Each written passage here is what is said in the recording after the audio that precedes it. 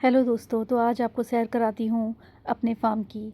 यहाँ हम छुट्टी वाले दिन गए थे और अब तो बहुत समय हो जाता है, वहाँ जाने का समय नहीं मिल पाता है। लेकिन एक दिन अभी छुट्टी में समय मिला तो हम वहाँ गए।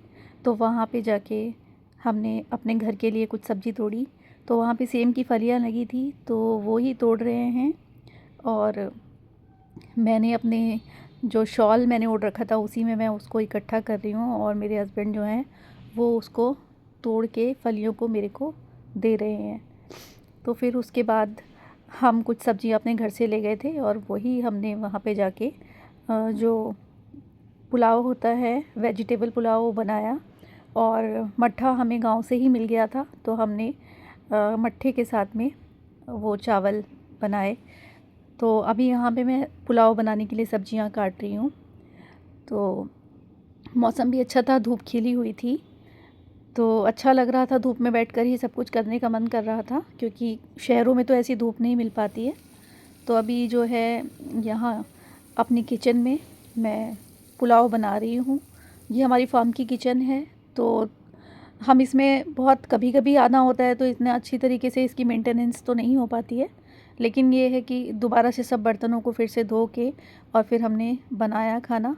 और उसके बाद ये जो मट्ठा है हमें जो गांव से मिला था, ये मट्ठे के लिए मैंने थोड़ी सी प्याज काटी, थोड़ा सा नमक, थोड़ा सा ज़ीरा डाल के, थोड़ी सी लाल मिर्च, और फिर उसके ऊपर ये मट्ठा डाल दिया।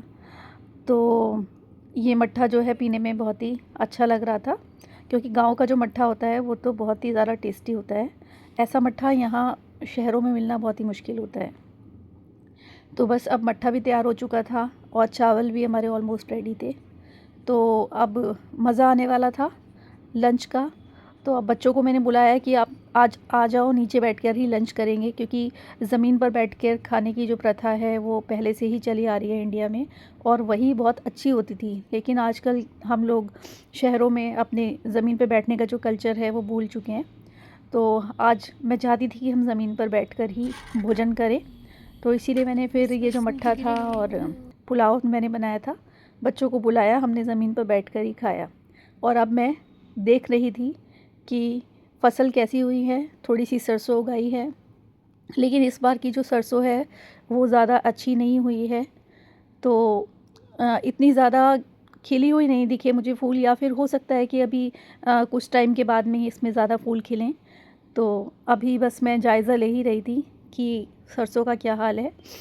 और अच्छा लग रहा था, क्योंकि ताज़ी हवा जो है वो गांव में मिलती है और शहरों में यही हवा नहीं मिल पाती है।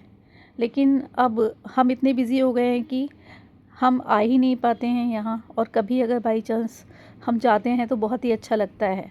मैं एक एक मोमेंट को कैप्चर करना चाहती थी, और मुझे बहुत ही मज़ा आया। सच में ऐसा मन कर रहा था कि वापस ही ना आऊँ, लेकिन मजबूरी है, कुछ घर के काम, कुछ ऑफ़िस की बंदिशें, आना ही पड़ता है।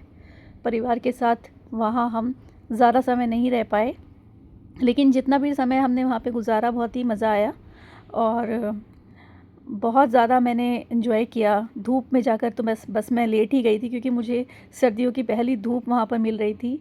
और इतना अच्छा लगा, क्योंकि एक खाली समय में एक ऐसी जगह पे जाना बहुत ही आनंद देता है।